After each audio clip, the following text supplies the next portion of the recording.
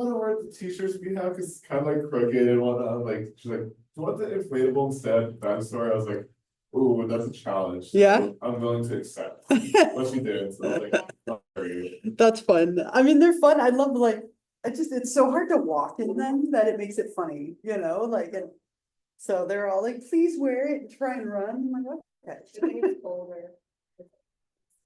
Yeah, it was cold this morning. It was like, car said 47. Yeah. I was like, ooh, that was a little chilly. All right, I guess it's time.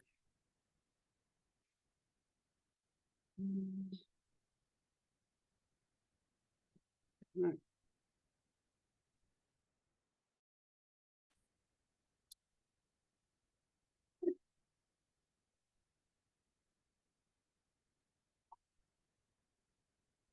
Thank you for that. It's like I had my Ellen King's one too. Oh, Like, yeah. after a few years, like I got a common breath frame. I'm just like, I can't wear my Skyline Cup to the lanyard anymore. Dang it. Yeah, I've had this one, it was given to me when they hired me.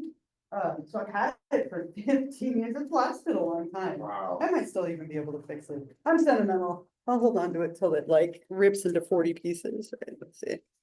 All right. How was everyone? Hanging in there? Anyone else excited for tomorrow? Yeah. Slightly upset about the Dodgers, but we're not talking about this. You know, I saw a post this morning. It was a post about Freeman, about Freddie Freeman. And it was like, poor Freddie was seen icing his back, he's been carrying the whole team with it. So, yeah, but hopefully they will come back for the next one. I mean, they're still really up, so, but 11-4, you know, yeah, we won't talk about it They just anymore. lost so that they could win. That's right. They didn't want, you know, they didn't want to end it prematurely. Like you want to enjoy like being in the World Series. So let's hope that that was the case. So I mean, people say that our fan base is the worst. Like considering the fan base yesterday for Yankees, I'm like, I know there were a couple of people ejected, right? Because they ripped the ball out of somebody's glove. Like, oh, was it? Okay, yeah. Oh, like, and then they were trying to say, oh, it was on the foul line, man. Like, nope. Nice try though. Is it tonight that they play the next one? Yeah. Yeah. All right. Well, we'll see what happens. 2 games? 2 more games. Yeah. They're 3-1 right now, right? 2-3-2. So See what happens. I just love sports. Like I could watch sports all the time. So someone in my fantasy football league dropped Christian McCaffrey and I got him last night on waivers. I'm so excited. I'm like, we'll see. So sports things always good. Okay, I'll focus back in. The day before Halloween is harder. I brought some candy. I'll pass it out in a little bit here again, or you can grab some before you leave. I have way too much candy, so you have to take some. You're really helping me by taking candy. But we'll keep going with schizophrenia, and then we'll get into personality disorders. So just as a quick like backup here, like we talked about all the positive symptoms. Again, positive doesn't mean good, it's just more of the additions.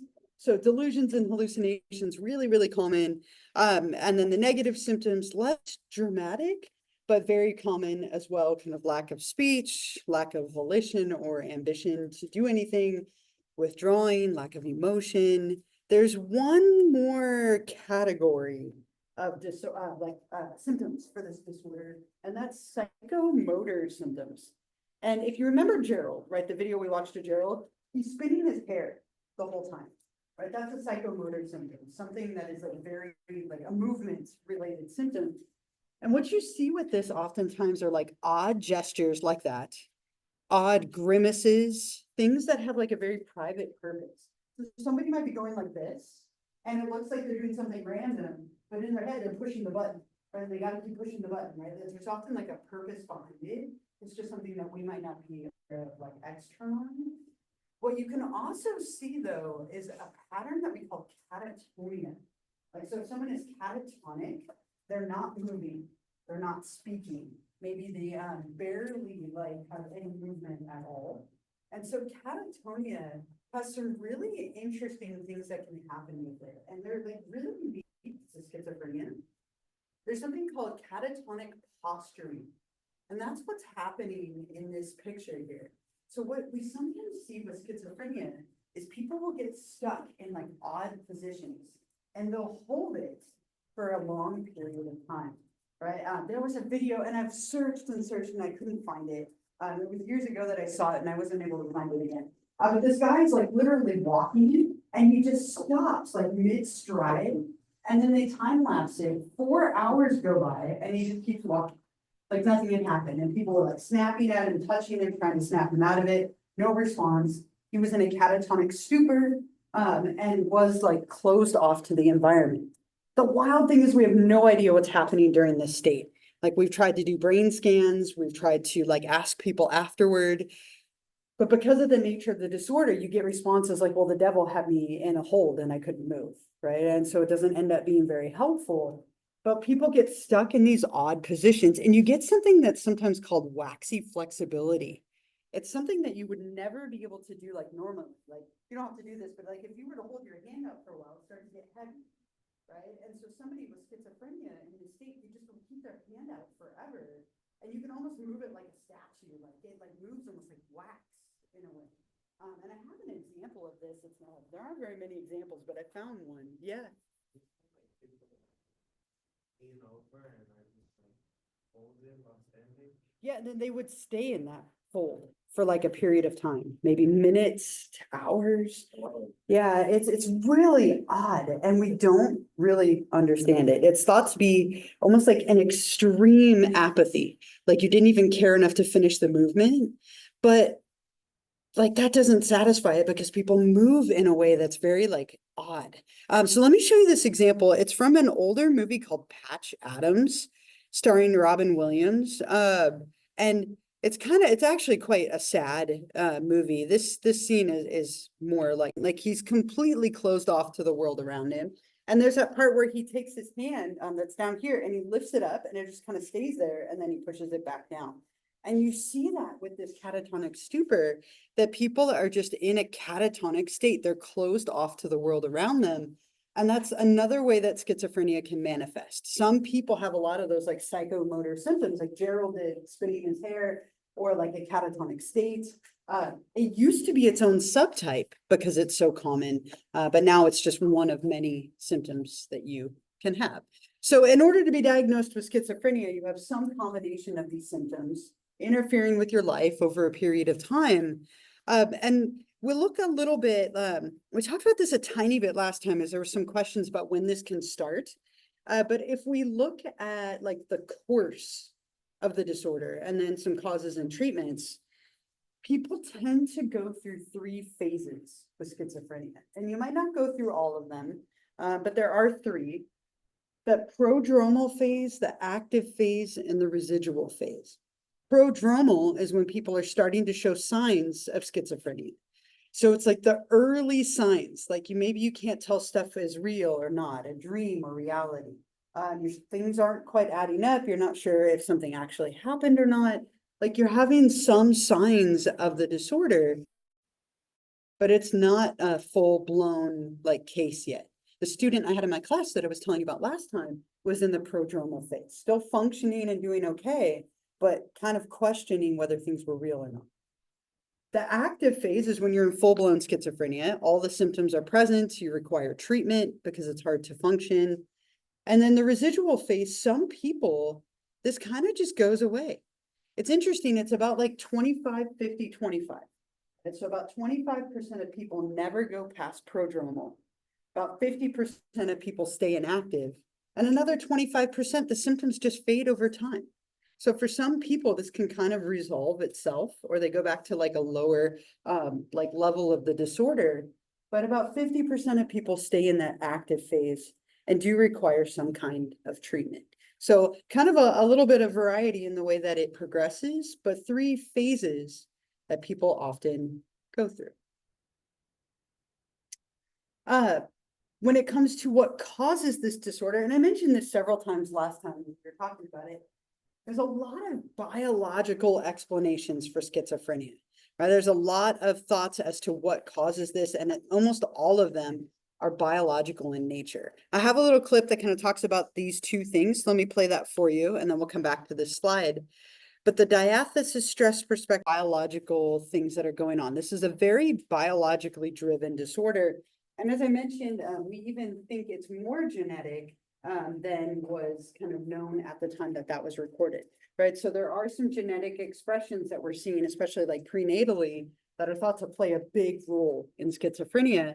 But the two biggest things, right, dopamine and the diathesis stress perspective. So dopamine is thought to be the biggest culprit, along with a little bit like glutamate and serotonin, but mainly dopamine. People have way too much dopamine, and that excess of dopamine causes the hallucinations, the delusions, the positive symptoms of schizophrenia. And glutamate a little bit as well. If you remember when we talked about ketamine therapy for depression, when people take ketamine, it actually affects your glutamate receptors, causing you to hallucinate, right? And have a little bit of like, almost like a trip-like experience when you go through that treatment. And so sometimes we see glutamate as well, but mainly dopamine. And so we see too much dopamine, a little bit with the brain, like they talked about the hippocampus. There's some structures in the brain that are a slightly different size in people who have schizophrenia. But the diathesis stress perspective says that we're born with the predisposition in place. So you're born vulnerable genetically to schizophrenia. And then whether or not you get the disorder depends on what happens to you in your life. So if you have like a traumatic event or an extreme stress event, it triggers the predisposition causing the disorder to come forward.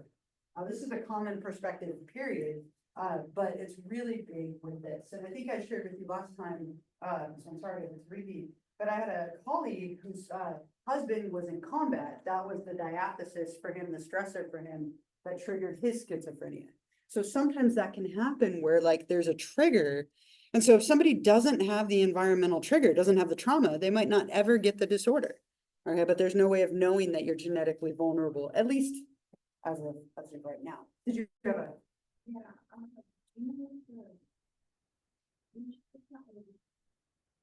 For So, like, if,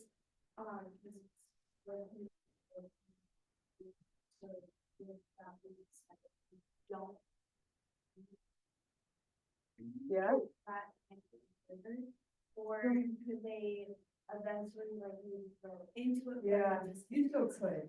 Right, so if you have that genetic vulnerability, and it's thought that it's somewhere between like 10 to 20%, right, of people. So like if you have a biological parent who has schizophrenia, you're 10 to 20% more likely to get it. But that's still like you're not doomed to get it.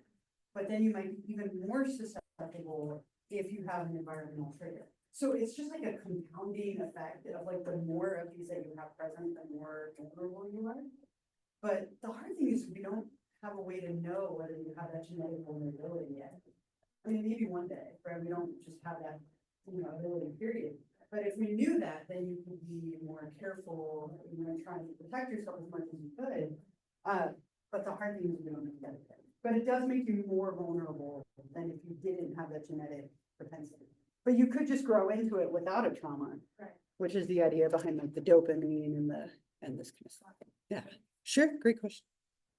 So lots of biological stuff, right? There's also, so this was a popular view for years. Freud, of course, Freud, it all goes back to mom, right? Freud's all about the mother, and the relationship with like your mom and your parents when you're a child. Freud believed that if you had what he called a schizophrenogenic mother, try to find a picture of a mom that looked angry and cold, right? A schizophrenogenic mother was somebody who was like cold and domineering, like harsh, uninterested in your needs. Like if you grew up with like a very like neglectful, almost abusive environment, that you would get schizophrenia as a result. There's no evidence to support that, but it was a very popular theory for a lot of years. We can, though, add that when you have a family environment that is really high in like criticism, hostility, disapproval, like a very negative, toxic family environment, that could be the stressor that triggers somebody towards schizophrenia, right? That could be enough. So there is some thought that like there are some sociocultural things that are in play, but it's hard to know what they are, right? There's just kind of a complicated picture. But there are very high correlations between homelessness and schizophrenia, between intelligence and schizophrenia. People who are really bright seem to be more vulnerable. People who have schizophrenia tend to end up homeless, right? And it's interesting how that correlation happens. And I think it's more because the symptoms cause you to fall through the cracks a little bit and become isolated. But there is an interesting correlation there. And so something that we don't fully understand, but it does potentially play a degree of a role in the disorder. In terms of treatment, a couple of smaller things, then we'll talk about the big ones, which are medications. So schizophrenia is obviously very difficult to treat, right? You have to get somebody's chemistry under control. But there are a couple of like smaller like ideas here. If you remember back, this feels like such a long time ago now. We talked about in chapter 1 how we used to just lock people away in like asylums and state hospitals and do all these bizarre, cruel treatments. So back in like the 1950s, we moved toward what was called milieu therapy, like a more like respectful approach that people who have severe mental illness could be institutionalized, but they had like they deserved proper treatment and respectful treatment, just like anyone else. And so we try to embrace that now, of course. Something smaller that's sometimes used when people are institutionalized is a token economy program, kind of rewarding people for proper behavior, for like following what's expected. I guarantee all of you have had a token economy at some point in your life. My five-year-olds, oh my gosh, I just took my kids way back, 5th graders, not 5-year-olds. My 5th grade daughters, they still get tickets in their class for good behavior, and they can trade those tickets in for prizes. That's a token economy, right? You get points, tickets, tokens, and you can change it for something that you want. Very common in places where people are institutionalized that we give them points or stickers or tokens or tickets, and they can trade it in for like a day pass or a special privilege or whatever it might be. Just kind of a little way of rewarding good behavior, proper behavior. So these are kind of smaller contributors. The big one is really medication, right? People who have severe schizophrenia, if these are the culprits, right? If we're looking at chemical culprits, we need to address the chemical component, right? And so people who are struggling with this often take antipsychotic drugs, drugs that are going to, work on these 3 things to try and turn around those symptoms. And these were developed back in like the 1940s, 1950s, and they really completely changed the way that we treat schizophrenia. Before that, people were like very bizarre, cruel, dangerous treatments. Medications changed that completely. But these medications have an incredibly high number of side effects. We watch those commercials for antidepressants that have side effects. These are a million times worse because they're just affecting you on a much more intense level. And so we sometimes call them neuroleptic drugs because they create so many side effects as a result of using them. Things like extrapyramidal effects. So people get shakiness, tremors, aphasia, where they're just like tapping, moving, and like fidgeting, like very Parkinsonian-like stuff, where there are tremors and shaking and sometimes rigidity. And so these might help with some of the symptoms, but they sometimes create more problems or different problems, even like long-lasting conditions like tardive dyskinesia, where people will have this like very like Parkinsonian-like response potentially for the rest of their life. Right? So there's a lot of side effects of these. Thankfully, some of the newer atypical antipsychotics are better, like Abilify, Zyprexa. There's another Seroquel. There's a few of these that are like newer that are a little bit better, but the old ones tend to have a lot of side effects.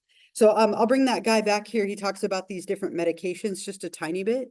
As a side note, he loves to say side effects that these different medications have, a lot of them, but they can be really helpful, especially the newer ones.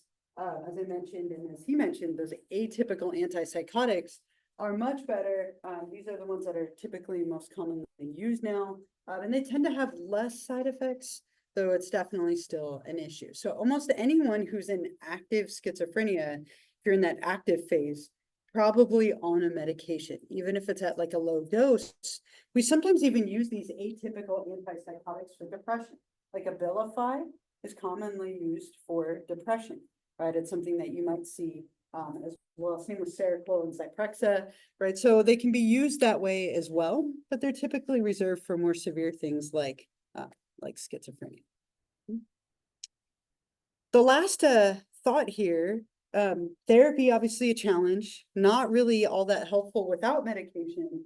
But we do tend to not hospitalize people as much as we used to. We just talked about this a little bit as well, that there's been a big trend toward deinstitutionalization. So rather than treating people in these massive state hospitals or big like hospital settings, trying to treat people more like in outpatient services and in the community. But it leads to this problem that we sometimes call the revolving door syndrome. And you see this a lot with schizophrenia and just with mental illness in general, that somebody is struggling, so they get hospitalized. They put them on medication, they get them under control, everything is like regulated, so then they're released.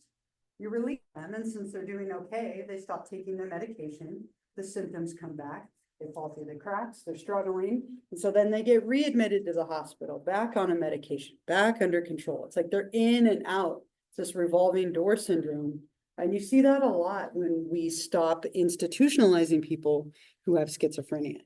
So there are advantages and disadvantages to not hospitalizing people continuously, but that revolving door syndrome is really common with schizophrenia treatment. Trying to treat people more in like halfway houses, group therapy, community treatment, having your family be your resource. A lot of great like promise there, but a lot of people then receive like inadequate treatment. So this is definitely a challenging disorder to treat, as people oftentimes, when they feel fine, they don't take their medication. Or maybe the nature of the disorder, they have paranoid delusions, so they're too paranoid to take the medication because they think there's something in it that's going to help or like hurt them. And so it's a very challenging disorder. Again, this one is psychotic in nature, a little bit different than the other ones we've talked about so far. Are there any like other questions or stories or thoughts or anything else related to schizophrenia? Yeah.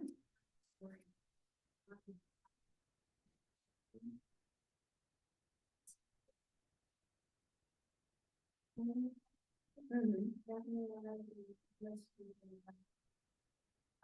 She has schizophrenia. That means she's gone. Wow. And they eventually found her, but in the nursing report, it said that she was there. Yeah. You see here. Wow. They didn't find her. Yeah. Yeah, that's wild, right? And I mean, it's not an uncommon disorder, but yeah, when people fall through the cracks like that, it can be somewhat frightening. Somebody, it usually comes up, like it's come up multiple times. I don't know how many of you live in like Simi. I live in Simi. But there's this woman who lives in Simi who's homeless, who like, I see her everywhere, and she has schizophrenia. And like, she's always wandering around, like yelling at things and yelling at people.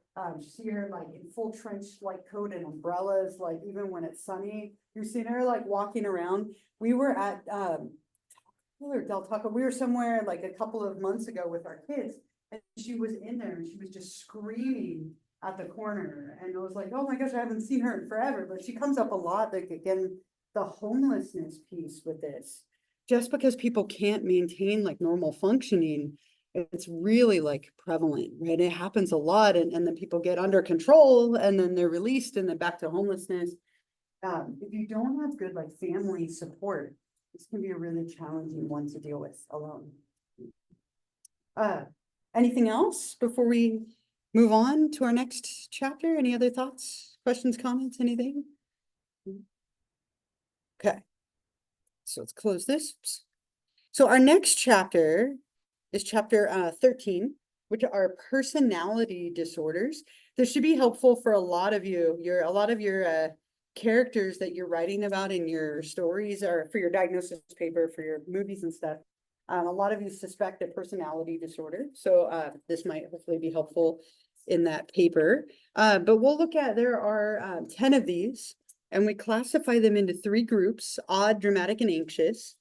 Very controversial.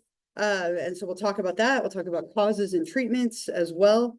Now, the tricky part with these is it's essentially your entire personality that we're talking about. Okay? Every single one of us has a personality. Your personality is everything that makes you you, right? It makes you unique, stand out from every other person in this room, every other person in this world, right? It's all of the thoughts and behaviors and emotions and tendencies that describe you. Right? And you should have one personality, right? All of us should have one. If you have more than one, you have dissociative identity disorder, right? So one personality. It can change over time, but it tends to be pretty enduring. The person that you are as a child tends to be relatively similar to the person you are as an adult. Now, different people come in and out of your life and can kind of push you in different directions, but personality tends to be pretty consistent. With the personality disorders, what we're saying is that instead of having like a flexible personality, being able to adapt to different situations and circumstances and people, you have these like very inflexible and kind of maladaptive ways of thinking or behaving. And these are things that are typically going to start early in life. You see small signs of them when people are younger, and then they tend to progress and last right throughout your life. And like everything else, it exists on a continuum. So some people have these in a very mild way that you might not ever notice. You might mistake it just for who they are, to all the way to very profound and dangerous. So there's a bunch of different ones falling again into three clusters, ones that are odd, ones that are kind of dramatic, and ones that are more anxious in nature. So we'll talk about each one of them, and maybe what I'll do, I'll write like a couple of terms for each one to try and help you keep them separate. There's a lot of overlap within the categories. So we're going to talk about all these, but there are 3, 3, and 4. And so what we see is that within categories, they can be very similar and sometimes a little bit tricky to tell apart. And so we'll look at each one of these, starting with the ones that are more like odd or eccentric in nature. So these ones, people tend to have odd or eccentric behavior. It tends to leave the person somewhat like isolated because they don't fit in with other people. And there's a lot of elements in common with schizophrenia. If you just look at the names, schizoid, schizotypal, it's like elements of what we just talked about. So with the odd ones, we'll start with paranoid. And again, what I'll do for each one is I'll write up like a couple of words trying to help you. So with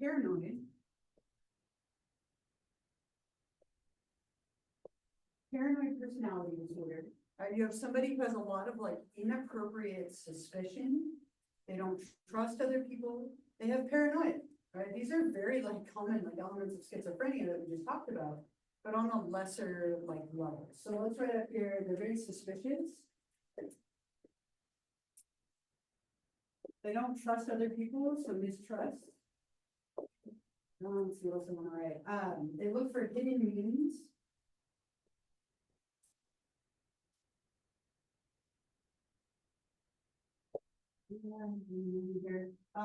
They doubt the loyalty of other people.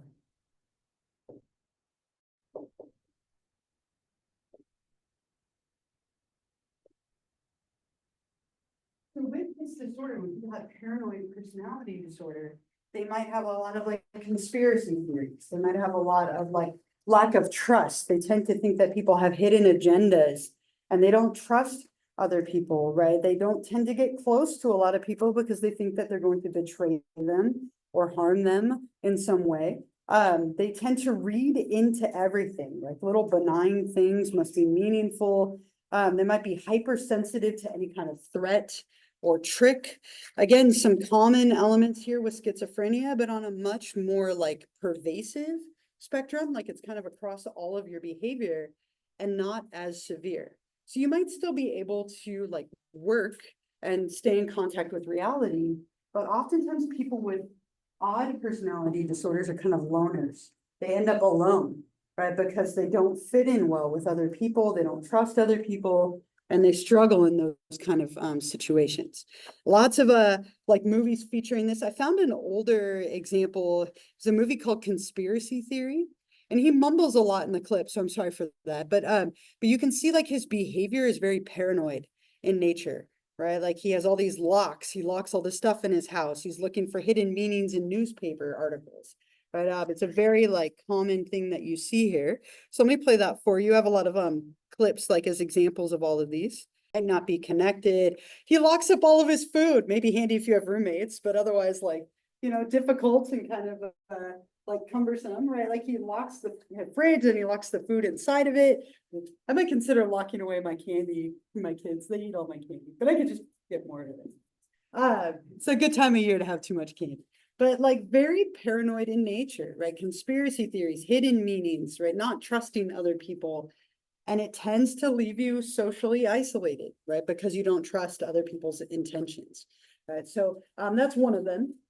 Schizoid and schizotypal both have a very like schizophrenia-like sound to them, and that's because they have some elements in common with the negative symptoms of schizophrenia. So let's look at schizoid next. Okay, so schizoid personality disorder. This is somebody who has like they avoid social relationships quite a bit. They don't express a lot of emotions.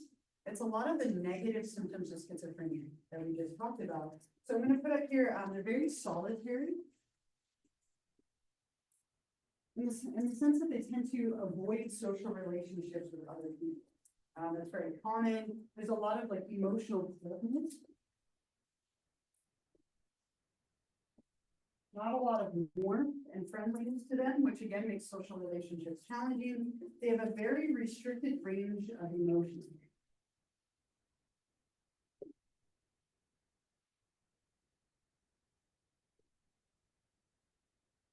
And so again, like the negative side effects of schizophrenia that we just talked about. So what you see with this is this individual tends to not marry.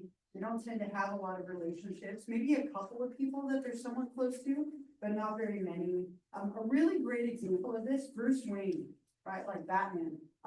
He's a great example of this, like kind of odd, a little eccentric, very isolated and alone, not a lot of like warmth and emotional expression. He does have a couple of people he cares about, but not a lot. You see a lot of like loneliness coming from this, like a lot of isolation. They tend to be loners. It's very, very common with this. Again, more odd and eccentric kind of behavior, not a lot of activities that they engage in. So just a very very along the lines of negative symptoms of schizophrenia, just not nearly as like dramatic or impactful. Schizotypal, a little bit different. With schizotypal personality disorder, we see somebody, as it says up here, who tends to have a lot of discomfort in relationships. So some common threads there. But the really unique part about this one is there's a lot of odd forms of thinking and perceiving, odd thoughts and perceptions, like almost delusional, sometimes hallucination kind of level stuff. Very eccentric, odd behavior, which is why it falls into this category. So let's say odd and eccentric. Very like peculiar beliefs is common. Odd dress might be common as well. You sometimes even see things like believing they have magical abilities, so like strange beliefs. Like I have possess magical abilities, or like VSP. It's something that you see quite a bit. They have a lot of like distortions in that way. Some paranoia is also common. All the way across all three of these paranoid ideas as well. But a lot of odd thinking and behaving with this one. They might have like wear bizarre clothing, have a hard time like holding a job and maintaining friendships. I have a story to share with you this morning, give you a little insight into my high school years here. When I was a sophomore in high school, I had a friend that everybody called knee pads. Her nickname was knee pads because she wore knee pads to school and elbow pads, but for some reason they won't put us on knee pads. But this really, really odd person. I had a really odd friend group in my sophomore year of high school. I probably freaked my pants out a little bit. I'm sure it'll come back around to me when my kids get there. But this girl, her name was Christy, and she often wore like really odd clothing. She wore trench coats. But this was right after like Columbine happened, so they banned trench coats. And so she'd wear a black sheet like a cape. And they would try and tell her she couldn't wear it, but it wasn't in the dress code. She was very bright. a black belt in karate, so she was a terrifying individual, like she was very strong and very like, able to defend herself. She believed that she was half human, half dragon. Her human half was female, her dragon half was male. And she would walk around the school. People were terrified of her. So I was so safe, right? Like no one messed with this kid. But she would walk around the school and randomly go like this, trying to sprout her dragon wings. I never saw dragon wings, but like she kept trying to do it. She'd flick people with her imaginary tail. She believed that the world was gonna end, had all these like beliefs related to that.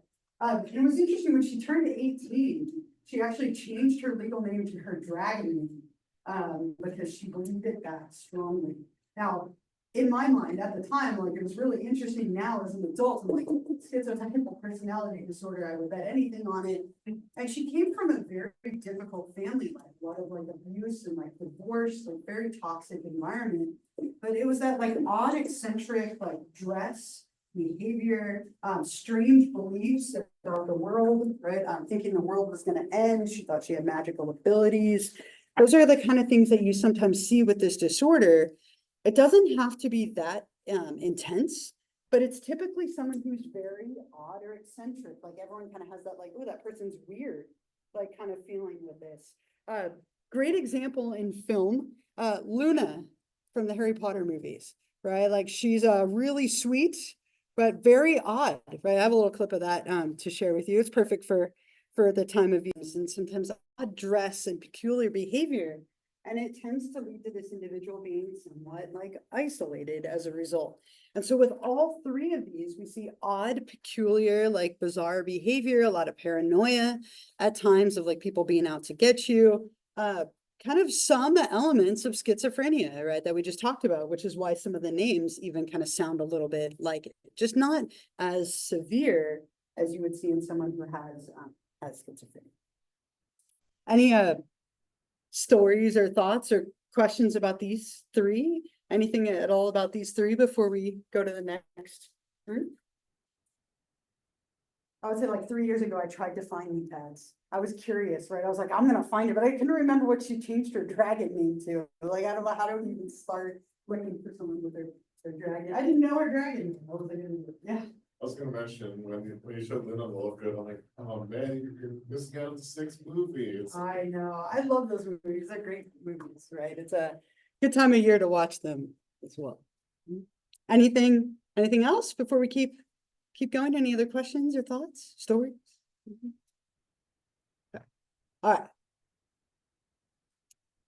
The next group are the dramatic ones, right? And the two that are on this slide are the most like dangerous, I'll say, of all of the personality disorders, most dangerous to others and most dangerous to self, right? So these two of all of them are probably the most like dangerous.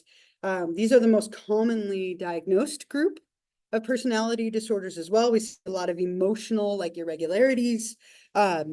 These two make relationships very difficult for very different reasons, but people with both of these tend to struggle with relationships. So let's look at the first one there, antisocial personality disorder. Anyone know, what are the common names for this? What are some of the names that we tend to call antisocial personality disorder? You know?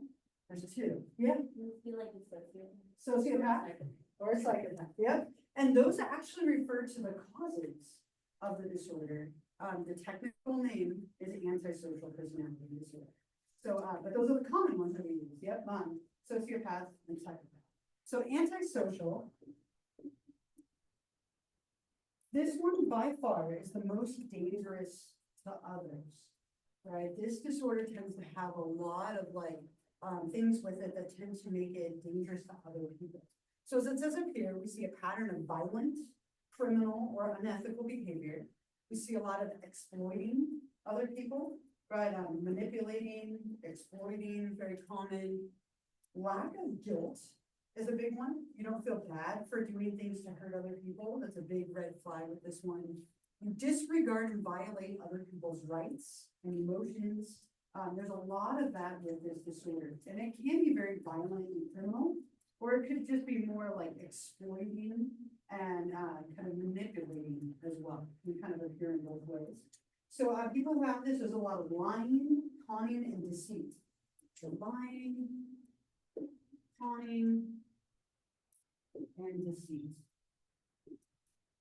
Lying to other people, manipulating other people. There's a really interesting level of charisma that comes with this disorder. It's like superficial charismatic behavior.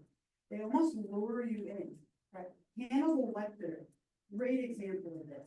Super intelligent, charismatic guy, ruthless, brutal serial killer, right? There's this like element of like superficial charm that sometimes can seduce you and lure you in, but it's all on the surface. There's nothing underneath it. There's no genuine care at all. There's a lack of remorse or guilt that comes with this disorder. You hurt and exploit and use other people, and you do not feel bad about it. And there's no guilt. Big red flag with this one related to that. And you fail to respect lawful behaviors.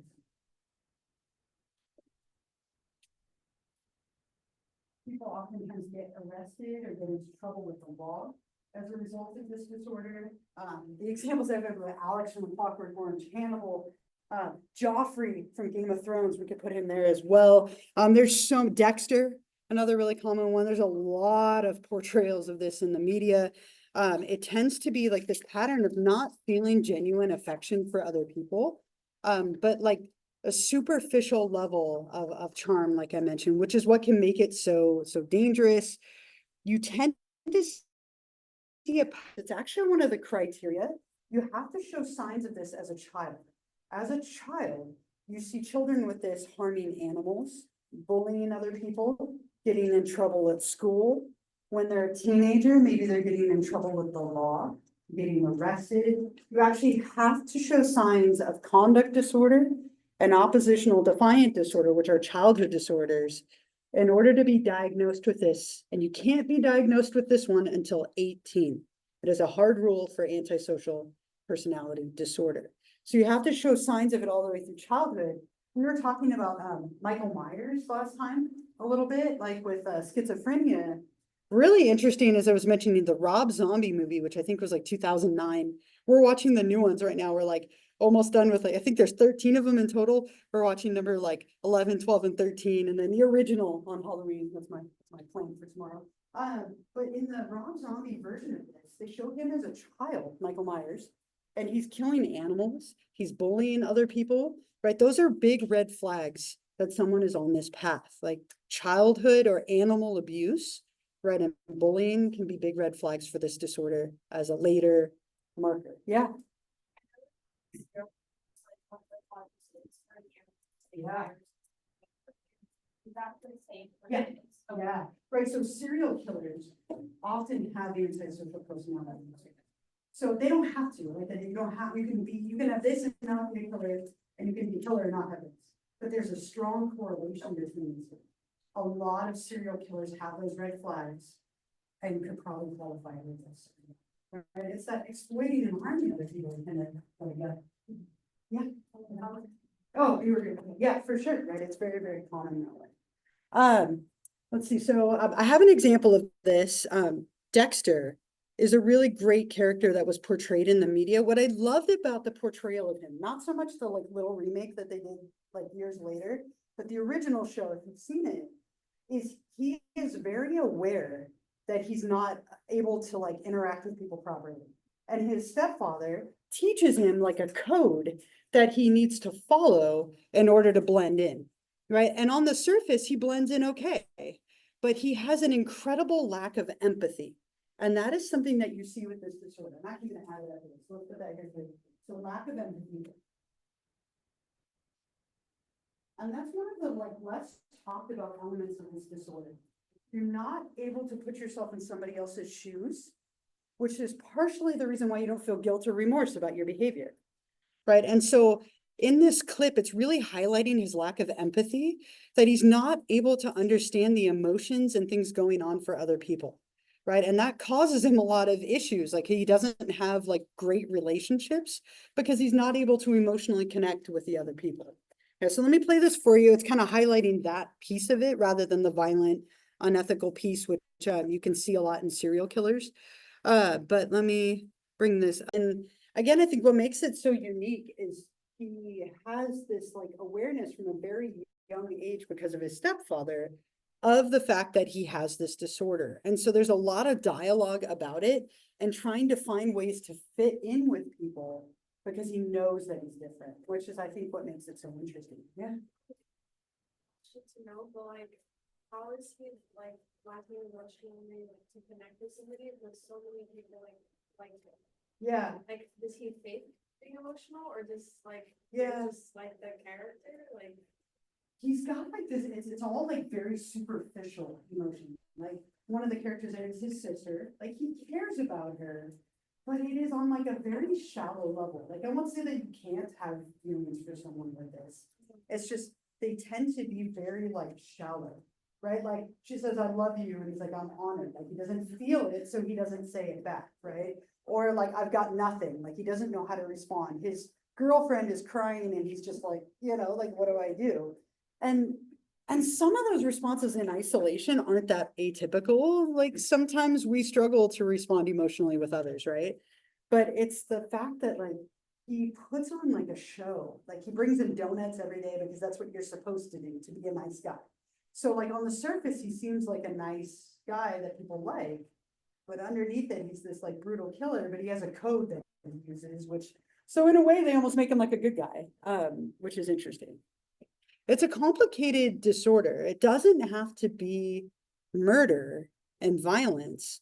What you see a lot of, as I said, is like conning and lying and using people, manipulating people, deceiving people, which has a little bit in common with like narcissism, which we'll talk about next time as well. But there tends to be that lack of empathy, that lack of remorse. Those are like very common features of that disorder. Other questions or like examples or thoughts or stories or anything? Yeah. I was gonna say too, like, Dexter's been referenced in the one of the, criminal justice classes too, funny enough. So, Yeah, it doesn't surprise me, right? It's kind of a very, I mean, it went on, it was a lot of seasons, it was a long show that a lot of people did, where, I always think too of, Game of Thrones, Ramsay from Game of Thrones, Joffrey from Game of Thrones. Game of Thrones had a few of these in it. So you see a lot of these like characters on TV and in the media. And again, it starts at a young age. You mentioned he killed the neighbor's dog, right? Like killing animals or harming animals as a kid is a huge red flag. And it can be other things as well, but it's very common with this disorder. All right, let's stop there rather than get partway through borderline. Before you leave today, if you want some more candy, feel free to come take some more candy before you go. I'll leave you a hint next to it too. I hope you all have a wonderful Halloween. Be safe. I'd say don't eat too much candy, but I plan to eat enough to be sick. So I won't give you that piece of advice, but have a great Halloween. We'll pick up and keep going with this when I see you on Monday. Bye. Take care.